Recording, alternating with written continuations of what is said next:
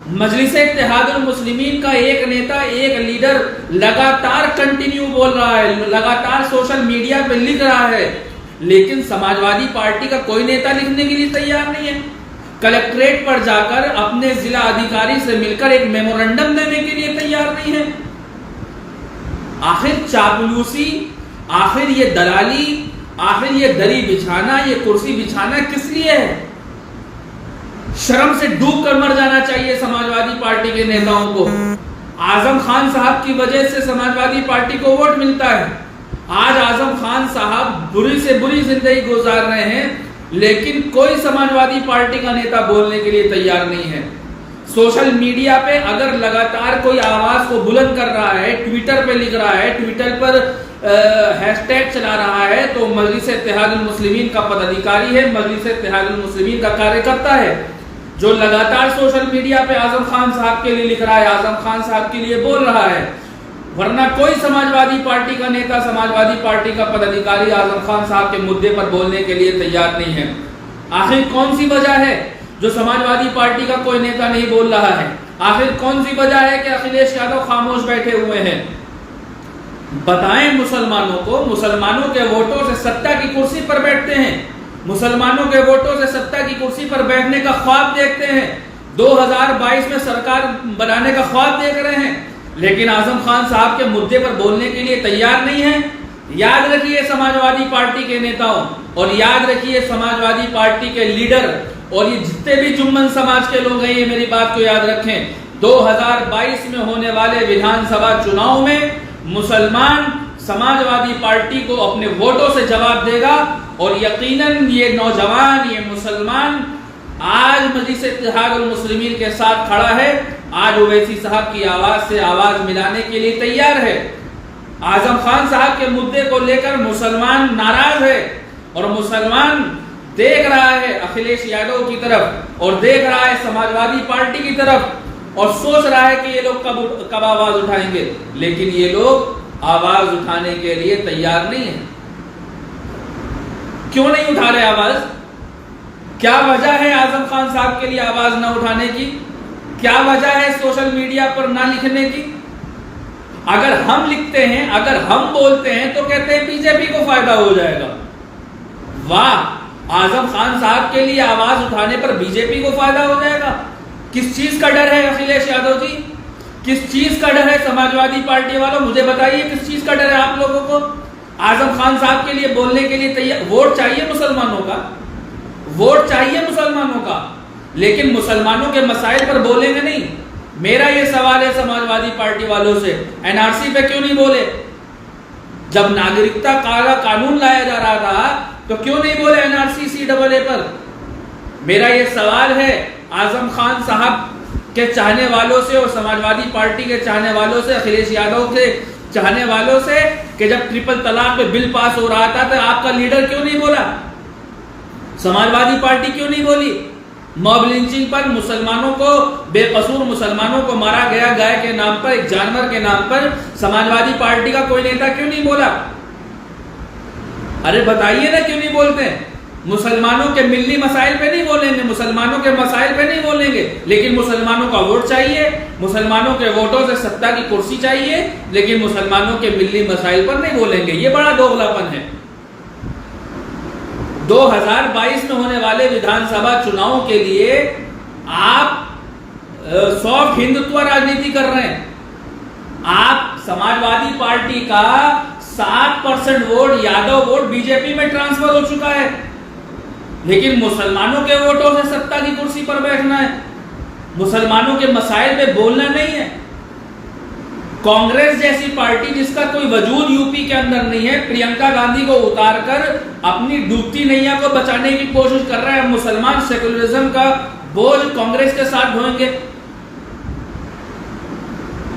भाई, मैं गलत सवाल नहीं कर रहा हूं। जो लोग मुझे उल्टा सीधा लिख रहे हैं, मेरे ऊपर, मेरी शान पे कोई फर्क नहीं पड़ता।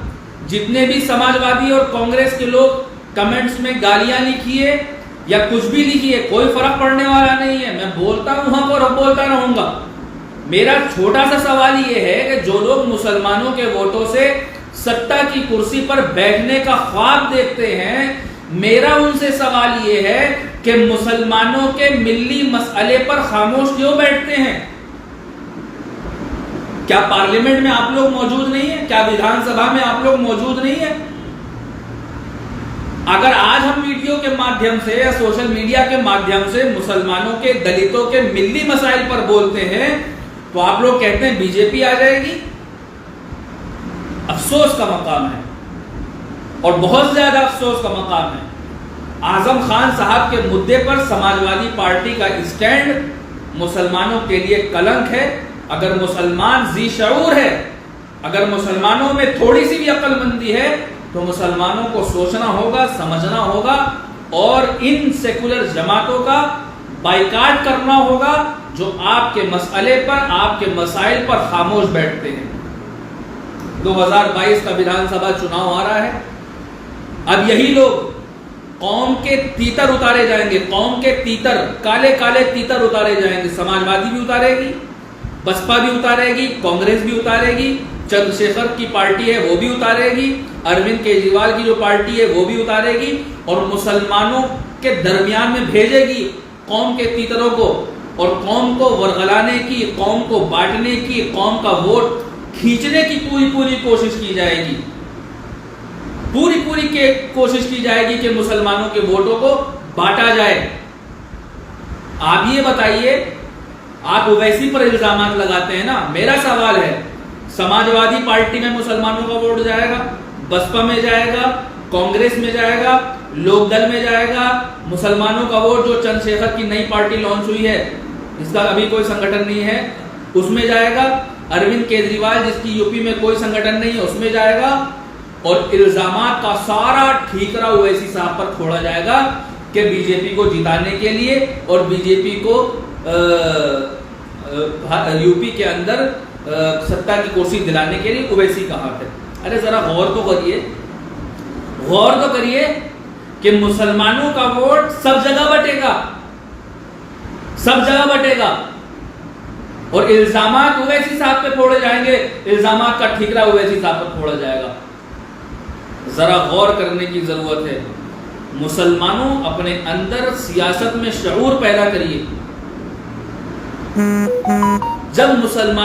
जब यादवों की अपनी पार्टी है, ब्राह्मणों की अपनी पार्टी है, दलितों की अपनी पार्टी है, जाटों की अपनी पार्टी है, जाटवों की अपनी पार्टी है, सबका अपना लीडर है, मुसलमानों की अपनी सियासी जमात, अपना सियासी लीडर क्यों नहीं होना चाहिए?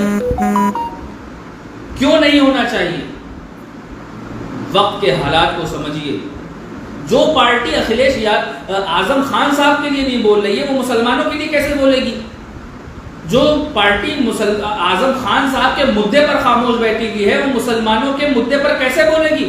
वो मुसलमानों के मसाइल पर कैसे बोलेगी? अब्दुल कुद्दूस मज़ाहिरी साहब, शर्म तो आपको आनी चाहिए। आपके नाम के आगे मज़ाहिरी लगा हुआ है, शर्म आपको आनी चाहिए।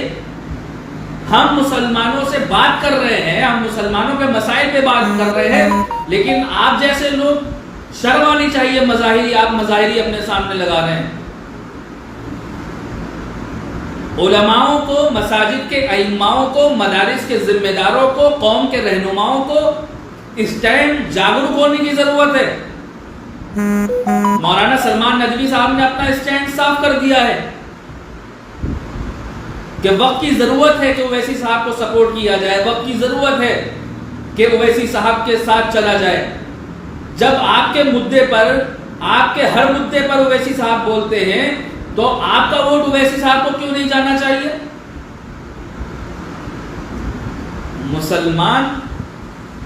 मुसलमानों के दिमागों को इन सेकुलर पार्टियों ने हैक कर लिया है। समाजवादी, बसपा, कांग्रेस, लोकदल, जितनी पार्टियां हैं सब मुसलमानों के दिलों में बीजेपी का खौफ डालती हैं। सब, सपा भी डालती है कि हमें वोट करो बीजेपी आ जाएगी। बसपा कहती हमें वोट करो बीजेपी आ जाएगी। कांग्रेस कहती हमें वोट करो बीजेपी आ जाएगी। चंद्रशेखर कहता हमें वोट करो बीजेपी आ जाएगी। केजरीवाल कहता हमें वोट करो बीजेपी आ जाएगी। अरे 2019 के लोकसभा चुनाव में समाजवादी, बसपा, कांग्रेस, लोकदल एक महागठबंधन तैयार किया था। क्या हुआ बताइए? यादवों का वोट बीजेपी में ट्रांसफर हो गया, बीजेपी का वोट बीजेपी में ट्रांसफर हो गया, बीएसपी का वोट, कांग्रेस का वोट बीजेपी में ट्रांसफर हो गया, मुसलमानों का वोट बढ़ गया, तो बीजेपी कैसे नहीं आएगी? जरा गौर करिए, जरा सोचिए, अपने दिलो दिमाग में जरा सोचने समझने की सलाहियत अल्लाह ने दी है, तो सोचिए, वक्त के हालात को समझिए। आज आजम खान साहब के मुद्दे पर समाजवादी पार्टी का स्टैंड आप तमाम लोग देख रहे हैं, क्या स्टैंड रहा समाजवादी पार्टी का।